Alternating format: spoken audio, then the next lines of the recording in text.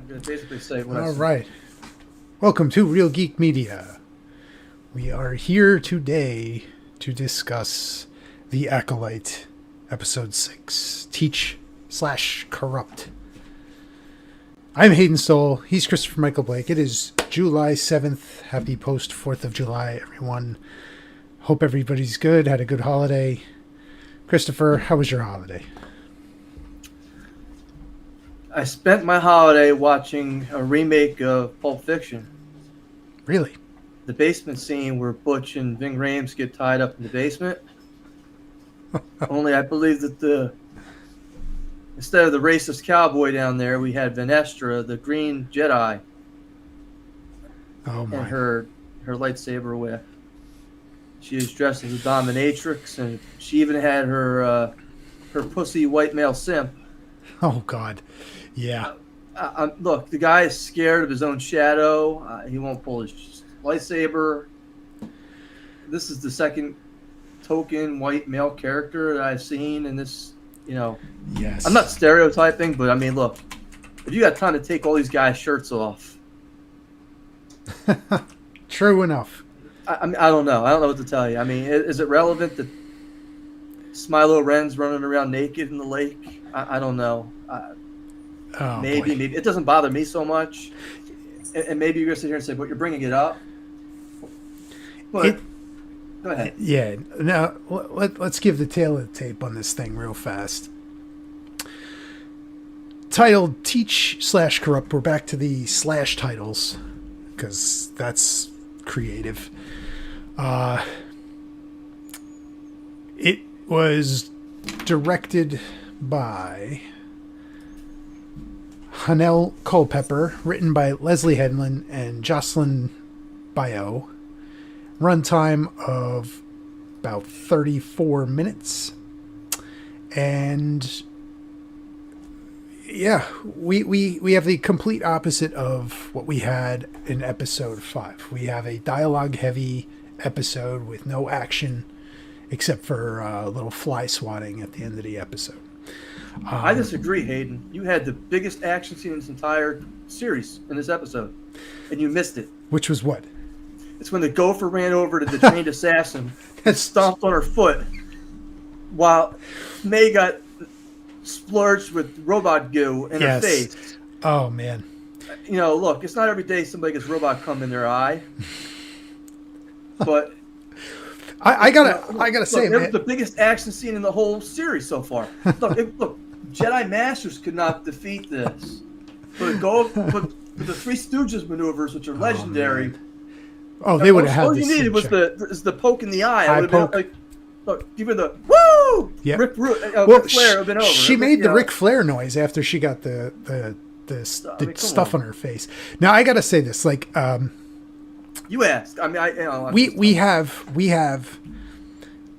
the May and Master Soul side of it, and then you have the Chimere and OSHA side of it, and obviously they're the Teach/Corrupt is like, oh wow, what's going on? Is it the Jedi? Is it the Sith?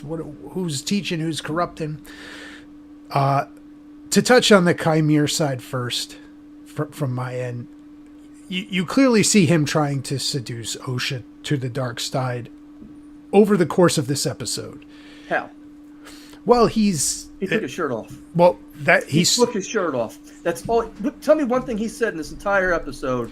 Look, you just saw your friends get slaughtered last episode. Right? I don't disagree with that. Gets killed. Yord gets his neck broken. You got the Jedi kebab going on. Now here you are holding this lightsaber to this guy, and what does he say? He says, "Do it, I dare you. I double dog dare you," right? And the only thing he does to make her stop and think about things is he takes his shirt off and says, "Why don't you join me in the pool?" That's all he says. You know what? I'm not going to kill you anymore. You're absolutely right. Am I wrong? No. What did he say? But here's so riveting. That was he didn't say anything, right? But you could see different approaches that he had. I'm not saying this is any good. I'm just saying this is what they attempted to do. It's not good. It's terrible writing. Amanda Stenberg has to be the worst actor in this show in dual roles. I don't know how that's even possible that they considered her for this. She is awful.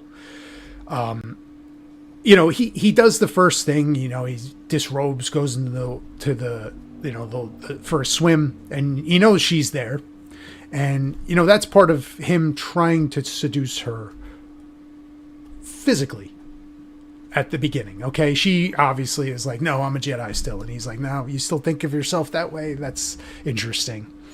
Then he tries, he's cooking for her, he's making her feel at home, and he's saying things, planting the seeds that the Jedi are the ones that are holding her back and telling her lies, when he's, you know, just trying to live his life and be free, but the Jedi are the ones that are holding her back and telling her things that are not true. And she's, for whatever reason, like you said, you made the perfect point that this guy basically slaughtered all her friends not even a few hours ago. You know, she should be like, you know, no, at all costs, no, you know, you just kill me now, and that's a wrap.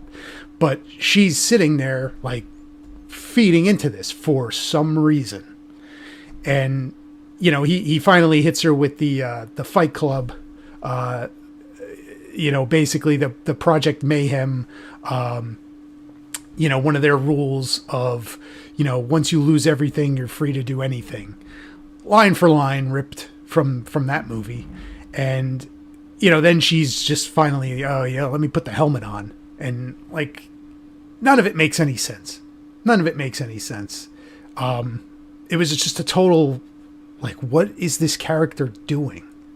There's nothing that he said that is enough to sway. I 100% agree with you. There's nothing he did that is enough to sway her or anyone. That it's just, none of it makes any sense to me. And, you know, like the flip side of it, you have this is the even dumber one for me, is the May and Master Soul one.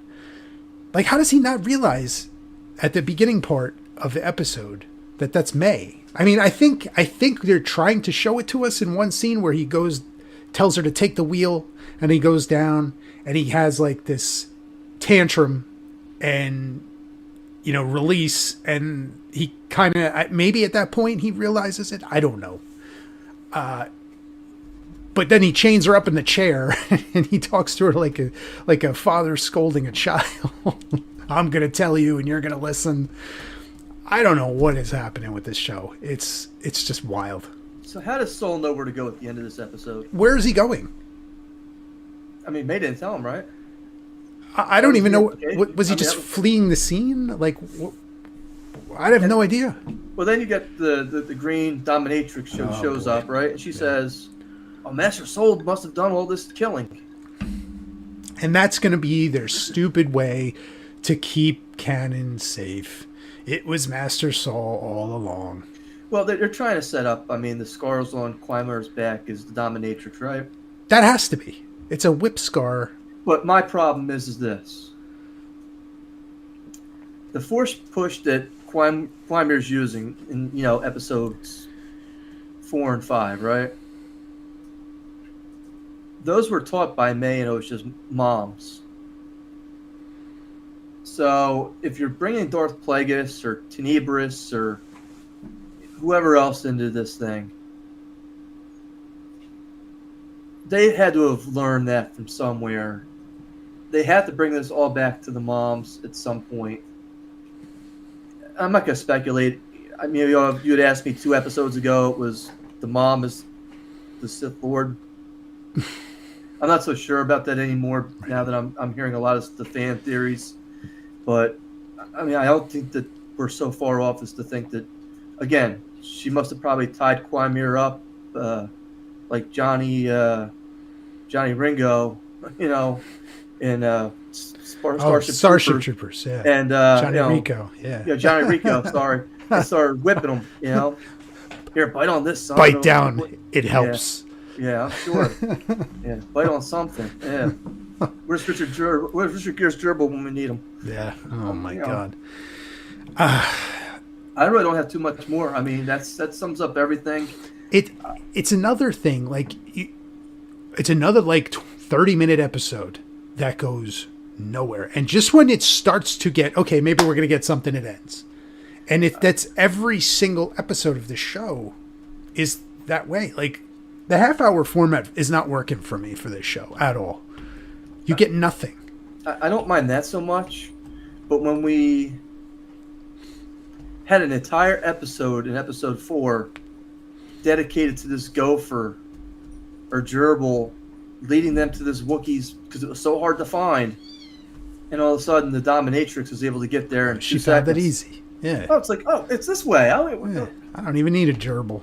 Oh, the white male simple sniff it out. Don't worry about it. Go. Listen, that guy. I mean, what was the casting call for that character?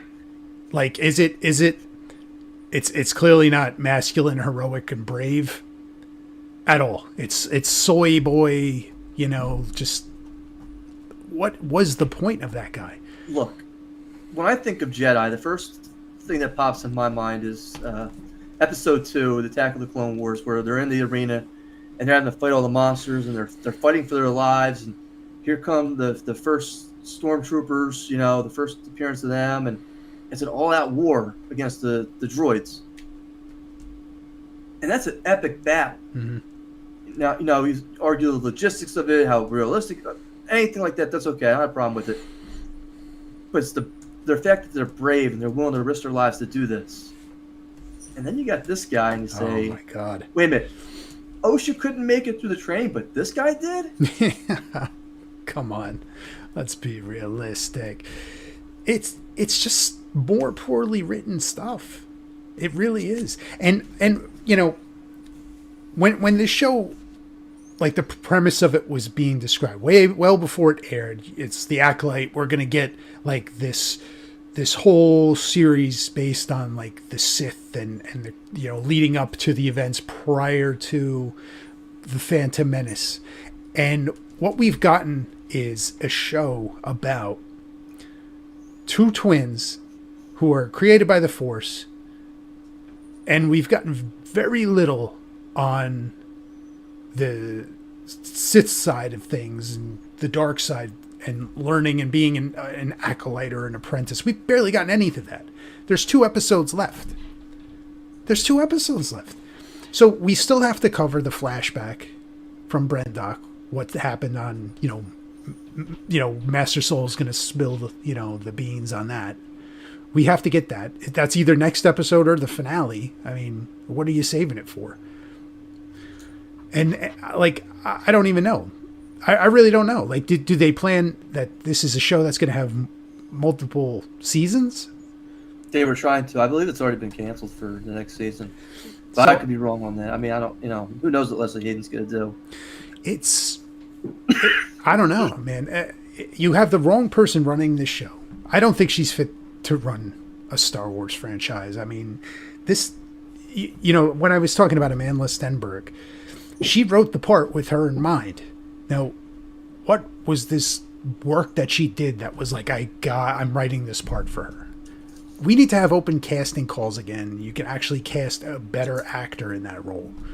Because I got to be honest, she was the worst actor in this episode of basically 6 actors. The whole episode, and she had 2 roles and bombed them both.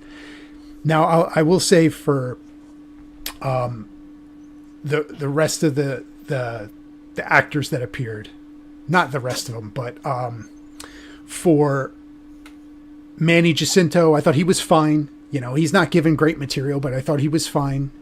And I will say that Lee Jung Jae as Soul, I thought he was good this episode. And I think the moment where he has he tells her to take the wheel and goes down and has that tantrum, I think that was a well-acted moment of him, of somebody who's tried to keep it together after the disaster and the whole team died. And he just has that moment of weakness where he kind of has a little tantrum and then he gathers himself. I thought that was a good scene, an important scene. And, it's like little things like that I thought was fine. But all together as an episode, I mean, there's nothing on this episode. And you put it best when you mentioned it to me during the week. He's like, I felt like a lot kind of happened or was supposed to happen, but nothing really did happen. And I think that's the general consensus of it. Now, we did run a poll. That was the poll. Read it out. Let me pull it up. Okay, so we ran the poll whether you liked episode 6 or you didn't like episode 6. And 57% of our viewers liked the episode, and 43% didn't like it. I mean, maybe some people connected with like the exposition, trying to kind of, oh, wow, you know, she put the helmet on, you know, maybe she's going to go to the dark side. Maybe they find intrigue there. For me, it just didn't work. I don't know. Like, there's not much left. 2 episodes, they have a lot of loose ends to tie, in my opinion. I don't know where it's going. I don't know. I'm gonna say this. It's my it's my closing thoughts on this episode. I don't mind the segue for the dialogue to close out the action-filled episode we had last episode. You know, right, in episode 5. I don't mind that. Right. It's a good segue. It's the appropriate time to regroup. Let's take a breath. Regather. Let's take a calm. Yep. But when you interrupt every 2 minutes, like you're trying to make a point, and it's like, oh, the power went out. Oh, yes. I'm glad you said that. Or, oh, you know, hey, May, can you go down there and go do this? Or not May, Osha, can you go down there and go do this? Oh, or, hey, how'd you get those whip marks on you? Well, I'm not really going to tell you, but, you know, I'll dance around it while I'm feeding you. Again, you know, I hate to say, you want to tease me, I mean, that's fine. You know, give me something to look at. Yeah. I'm glad you brought up the 2 things there. The power going out. That happened like how many times this episode? Power goes on, power goes off. We're resetting the droid to factory settings. You got to wait for the little Apple icon to come up and then reboot it. And you were talking about you know, the whip scar. Now he says, Chimera says to Osha, she said, you know, he infers that he was a Jedi. She's like, you were a Jedi? He's like, yes, a long time ago. Which, to me, if he's using some form of, like you know, he's kind of cloaking his age somehow, that makes that whole scene with the skinny dipping even weirder. Because if he's hundreds of years old, that's gross. All right. That was something that popped in my head. I was like, what are we doing? Like, how old is he? All right. Is this really his true face, or are we going to see that by the finale? You know, how can you, and then how is it related to this green one? Like the Vernestra. There's so many things here that these people, like as a character, like for Vernestra Rowe, like what are you doing? Like, you're holding all this information from, you know, it's the Senate and the High Council, and you know, now there's a whole team of 7 dead Jedi. Like, that's a hard thing to cover up. You know, like it's very problematic. Soul did it. Well, that's what they're gonna say. Soul did it, but she knows she's gonna use Soul as the patsy, sure, but I think she realizes what's really going on. It seems like she's the one who's trying to cover things up. It does. She told Snow not to go, and does not report that to the High Council at this time. And yes, you need to listen to me and tell me what's going on. You know, it seems like she's got her own agenda. Yes, it does. But again, is it interesting to me? They've not done enough to make it interesting. And you know, she's a nepotism hire. You know, she's Leslie Headland's wife. Is that right? Yeah. So, okay. So we're just not going to hire the best actor for the job. You know, maybe they did that with Lee Jung-jae as Soul, but you know, these other hires are just kind of, well, I wrote it for her and she's my wife, and she's going to get the cool lightsaber whip. That's not really cool. I don't know.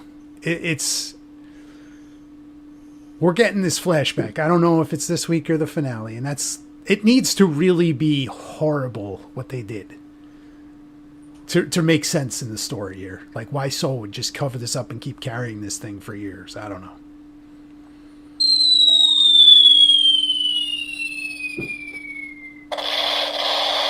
Yep. I got no other closing thoughts at this point. I agree. That's that pretty much sums up episode 6, Teach/Corrupt. It was a bomb for both of us. I guess we're gonna find out what happens next. So stick with us next review. Hayden, I can only tell you that me and you sit down, we have to duke it out. I'm going to stomp on your foot. And then splurge, I'm going to put some goo in your eye. That was from the robot, though. And you make a very good point there, because she is the master assassin, is she not? Right? How did that happen? How did the gerbil get the drop on her? To basically tackle her legs, and she could have just shook them off her leg. I don't know. She could have stuck that motherfucker in the airlock. You know? Yeah. Sure enough. I mean, she killed Trinity with a fruit knife. But the gerbil was too much. I don't know. Maybe it's Darth Master Basil. Maybe he's behind it all. I don't know. Well, check us out next week. We're going to review episode 7. We're going to let you know what we thought. All right. Until then, we're coming back with speed. Stay above 50.